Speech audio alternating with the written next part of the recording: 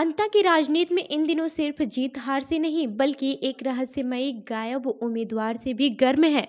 दो नेता जनता के बीच धन्यवाद यात्रा निकाल रहे हैं, लेकिन वो तीसरा बड़ा चेहरा जिसने चुनाव को त्रिकोणीय बनाया, मतगणना के बाद अचानक से लापता हो गया।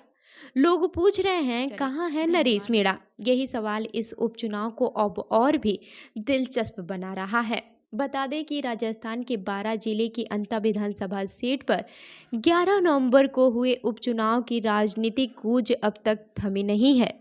14 नवंबर को घोषित नतीजों में कांग्रेस के दिग्गज प्रमोद जैन भैया ने शानदार जीत दर्ज की, जबकि भाजपा के मोरपाल सुमन को हार का सामना करना पड़ा। लेकिन इस चुनाव को खास और रोमांचक बनाने वाला तीसरा चेहरा था निर्दलीय उम्मीदवार नरेश मीणा, जिन्होंने मुकाबले को सीधी लड़ाई से निकलकर त्रिकोणीय जंग में बदल दिया।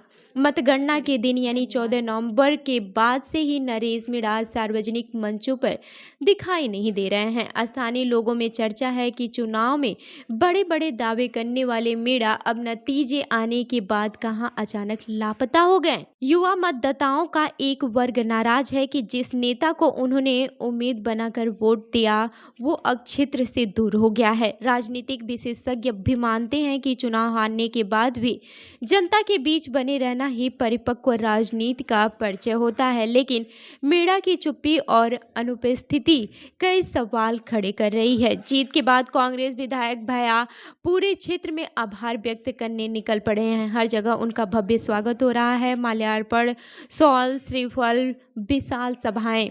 भैया लगातार दोहरा रहे हैं कि वे विकास और समस्याओं को विधानसभा में प्राइमरी मुद्दा बनाकर उठाएंगे। भाजपा प्रत्याशी हार के बावजूद मैदान में डटे हुए हैं, लगातार गांव का दौरा कर रहे हैं।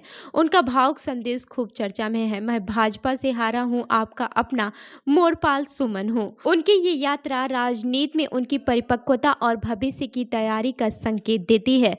चुनाव में हजारों वोट लेने वाले तीसरे दावेदार का अचानक गायब हो जाना आम जनता और राजनीति दोनों के लिए चौंकाने वाला है। लोग कह रहे हैं, अगर जीतते तो क्या ऐसे ही गायब हो जाते। अंता की जनता अब उस उम्मीदवार का इंतजार कर रही है जिसे उन्होंने मजबूत विकल्प बनाकर सामने रखा था। उनकी ये चुप्पी क्या राजनीति है या फिर हार के बाद का सदमा, ये तो आने वाला समय ही बताएगा। फिलहाल अंता की राजनीति में सबसे बड़ा सवाल है, नरेश मीणा आखिर कहाँ है। तो इस खबर पर आपकी क्या राय है, हमें कमेंट करके जरूर बताएं। और ऐसी ही अन्य खबरों के लिए हमारी वेबसाइट www.prpnewsindia.com पर विजिट करें। धन्यवाद।